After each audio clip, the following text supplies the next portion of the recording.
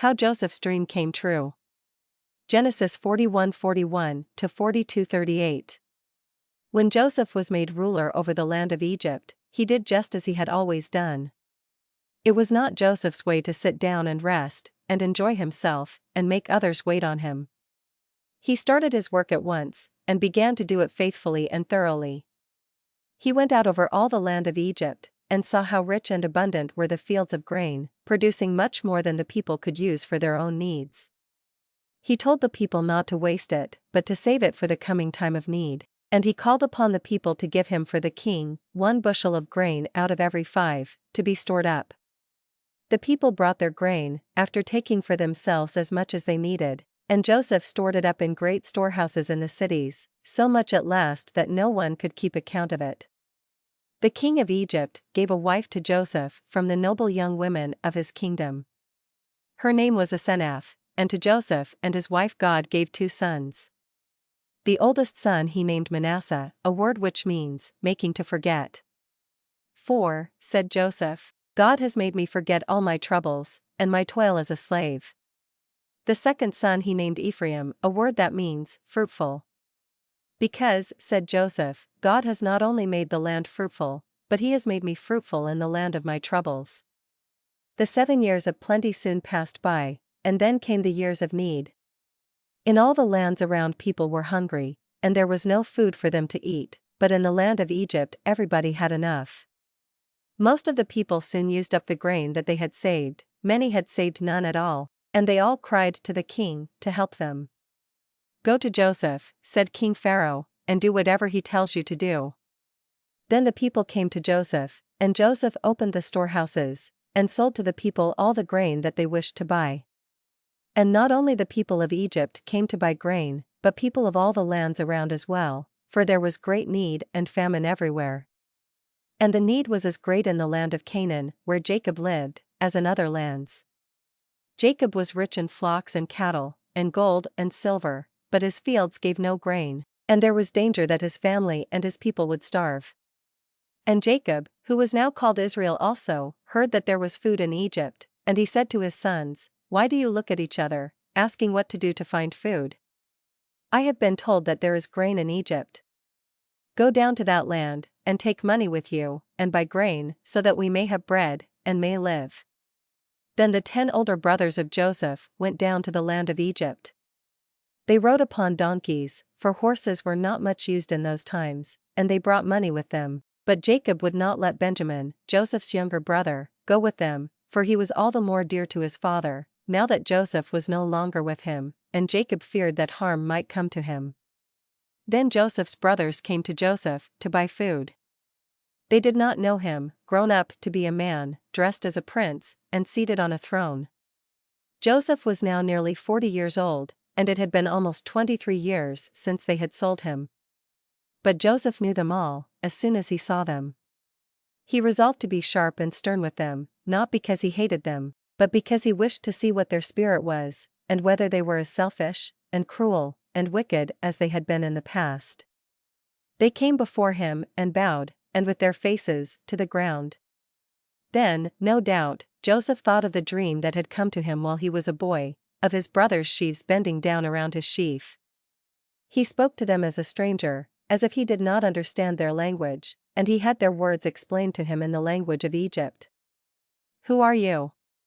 And from what place do you come?" said Joseph, in a harsh, stern manner. They answered him, very meekly, "We have come from the land of Canaan to buy food." "No," said Joseph, "I know what you have come for. You have come as spies, to see how helpless the land is, so that you can bring an army against us, and make war on us." "No, no," said Joseph's 10 brothers, "we are no spies, we are the sons of one man, who lives in the land of Canaan, and we have come for food, because we have none at home." "You say you are the sons of one man, who is your father? Is he living? Have you any more brothers? Tell me all about yourselves." And they said, "Our father is an old man in Canaan. We did have a younger brother, but he was lost, and we have one brother still, who is the youngest of all, but his father could not spare him to come with us." "No," said Joseph, "you are not good, honest men. You are spies.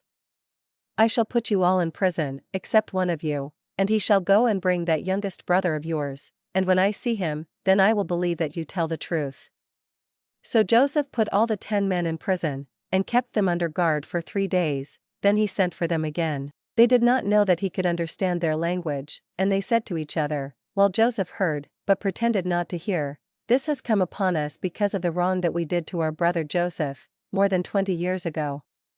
We heard him cry, and plead with us, when we threw him into the pit, and we would not have mercy on him. God is giving us only what we have deserved." And Reuben, who had tried to save Joseph, said, "Did I not tell you not to harm the boy? And you would not listen to me.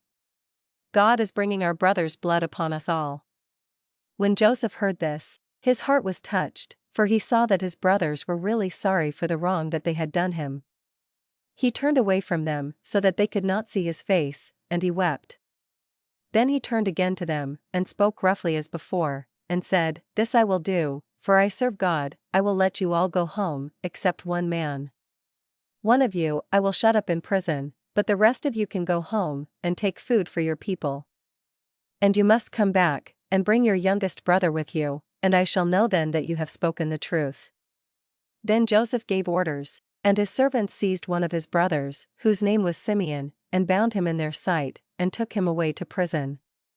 And he ordered his servants to fill the men's sacks with grain, and to put every man's money back into the sack before it was tied up, so that they would find the money as soon as they opened the sack.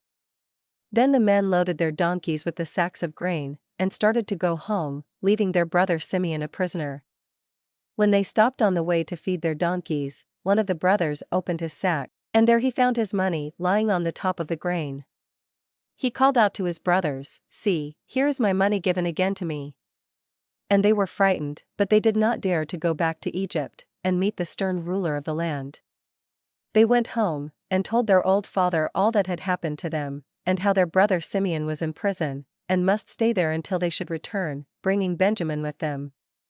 When they opened their sacks of grain, there, in the mouth of each sack, was the money that they had given, and they were filled with fear. Then they spoke of going again to Egypt, and taking Benjamin, but Jacob said to them, "You are taking my sons away from me. Joseph is gone, and Simeon is gone, and now you would take Benjamin away. All these things are against me." Reuben said, "Here are my own 2 boys. You may kill them, if you wish, in case I do not bring Benjamin back to you." But Jacob said, "My youngest son shall not go with you. His brother is dead, and he alone is left to me. If harm should come to him, it would bring down my gray hairs with sorrow to the grave." Please like, share, or subscribe to our channel. Thank you and may God bless you.